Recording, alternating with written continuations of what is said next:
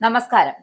നീണ്ട 36 മണിക്കൂർ 80 ഡ്രോണുകൾ ഒടുവിൽ ഇന്ത്യയുടെ ആക്രമണം പാകിസ്ഥാൻ സമ്മതിച്ചിരിക്കുകയാണ്.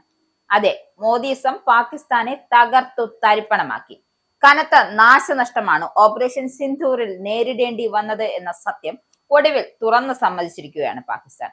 പകൽഗാമിൽ നിരപരാധികളായ 26 പേരുടെ ജീവനെടുത്ത പാക് സ്പോൺസേഡ് ഭീകരാക്രമണത്തിന് തിരിച്ചടിയായി പാകിസ്ഥാനിലെയും പാക് അധീന കാശ്മീരിലെയും ഭീകര കേന്ദ്രങ്ങൾ ഇന്ത്യ ആക്രമിച്ചു.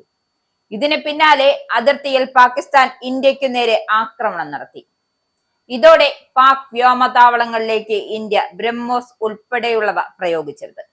നൂർഖാൻ വ്യോമതാവളം ആക്രമിക്കപ്പെട്ടതായും മെയ് 10 പുലർച്ചെ 2:30 തന്നെ സൈനിക മേധാവിയായ അസീം മുനീർ വിളിച്ചറിയിച്ചതായും പാക് പ്രധാനമന്ത്രി ഷഹബാസ് ഷെരീഫ് നേരത്തെ തന്നെ വെളിപ്പെടുത്തിയിരുന്നു. 45 സെക്കൻഡാണ് പരമാവധി പാകിസ്ഥാൻ ആലോചിക്കാൻ കിട്ടിയതെന്നും അതിനകം ബ്രഹ്മോസ് നൂർഖാൻ വ്യോമതാവളത്തിൽ പതിച്ചിരുന്നു എന്നും തുറന്നു സമ്മതിച്ചിരുന്നു പാക് പ്രധാനമന്ത്രിയുടെ ഉപദേഷ്ടാവായ റാണ സനാവുള്ളയായിരുന്നു. പാക് വ്യോമതാവളങ്ങൾക്കുണ്ടായ നാശനഷ്ടങ്ങളുടെ സാറ്റലൈറ്റ് ചിത്രങ്ങളും ഇന്ത്യ പുറത്തുവിട്ടിരുന്നു. സൈനിക കേന്ദ്രങ്ങളടക്കം നാശനഷ്ടം സംഭവിച്ചിരുന്നു എന്നും സൈനികർക്ക് പരിക്കേറ്റിരുന്നുവെന്നും വിദേശകാര്യത്തിന്റെ ചുമതല കൂടി നിർവഹിക്കുന്ന പാകിസ്ഥാന്റെ ഉപപ്രധാനമന്ത്രി ഇസ്ഹാഖ് ദർ വെളിപ്പെടുത്തി. വർഷാവസാന വാർത്താ സമ്മേളനത്തിലാണ് ഇക്കാര്യം സമ്മതിച്ചത്. റാവൽപിണ്ടിയിലെ നൂർഖാൻ വ്യോമതാവളം ഇന്ത്യ ആക്രമിച്ചിരുന്നു എന്നും സാരമായ നഷ്ടമുണ്ടായി എന്നായിരുന്നു സ്ഥിരീകരണം.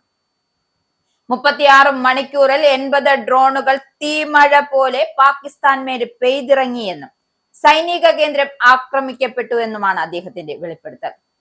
അതേസമയം ഇന്ത്യ തൊടുത്തുവിട്ട ഡ്രോണുകളിൽ 79 എണ്ണവും നിർവീര്യമാക്കി എന്ന അവകാശവാദവും ദർ ഉന്നയിക്കുന്നുണ്ട്.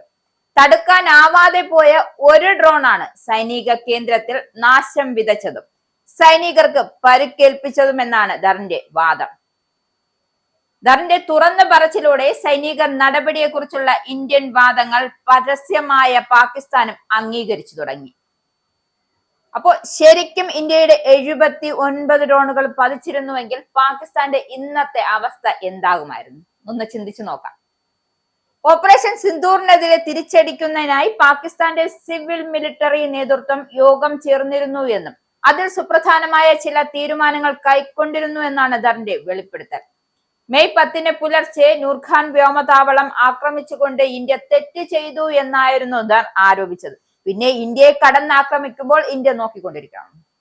റാവൽപിണ്ടിയിൽ സ്ഥിതി ചെയ്യുന്ന നൂർഖാൻ പാകിസ്ഥാന്റെ തന്ത്രപ്രധാനമായ വ്യോമതാവളമാണ്. ഓപ്പറേഷൻ സിന്ധൂറിന്റെ ഭാഗമായി നൂർഖാൻ വ്യോമതാവളം ആക്രമിച്ചെന്ന് ഇന്ത്യ തെളിവ് സഹിതം നേരത്തെ തന്നെ വ്യക്തമാക്കിയിരുന്നു എങ്കിലും റാവൽപിണ്ടിയോളം ഇന്ത്യൻ സാന്നിധ്യം എത്തിയെന്നും പാകിസ്ഥാൻ അംഗീകരിച്ചിരുന്നില്ല. പാക് വിദേശകാര്യമന്ത്രി കള്ളം പറയുന്നു എന്നായിരുന്നു ഒരിക്കൽ കൂടി തെളിഞ്ഞു എന്നായിരുന്നു ഇതിനോട് ലഫ്റ്റനന്റ് ജനറൽ KJS ദില്ലിന്റെ പ്രതികരണം വന്നത്. എന്തായാലും ഓപ്പറേഷൻ സിന്ധൂറിൽ കൊല്ലപ്പെട്ടവർക്ക് എന്ന പേരിൽ 138 പേർക്കാണ് ധീരതയ്ക്കുള്ള പുരസ്കാരം പാകിസ്ഥാൻ അവരുടെ കഴിഞ്ഞ സ്വതന്ത്ര ദിനത്തിൽ പ്രഖ്യാപിച്ചത്. മരണാനന്തര ബഹുമതി 138 പേർക്ക് നൽകണമെങ്കിൽ കുറഞ്ഞത് 500 പേരെങ്കിലും ഓപ്പറേഷൻ സിന്ധൂറിൽ കൊല്ലപ്പെട്ടിട്ടുണ്ടാകണം. നിസ്സാര കേടുപാടുകൾ ദർ ഇക്കൂട്ടത്തിൽ കണക്കാക്കിയിട്ടുമില്ല. നൂർഖാൻ വ്യോമതാവളത്തിൽ നിന്നും തീ ഉയരുന്നതിന്റെ വീഡിയോ പങ്കുവെച്ച് പാകിസ്ഥാനിലെ ജനങ്ങളാണ്. 11 വ്യോമതാവളങ്ങൾക്കും കനത്ത നാശനഷ്ടമുണ്ടായി. ഇതിന്റെ ചിത്രങ്ങളും വീഡിയോകളും ഇന്ത്യ പുറത്തുവിട്ടിരുന്നു. പക്ഷെ പാകിസ്ഥാൻ സ്വന്തം ജനങ്ങളോട് കള്ളം പറയുന്നത് വീണ്ടും തുടരുകയാണ്. ഇനിയെങ്കിലും പാകിസ്ഥാൻ ഇക്കാര്യത്തിൽ സത്യം വ്യക്തമാക്കണം.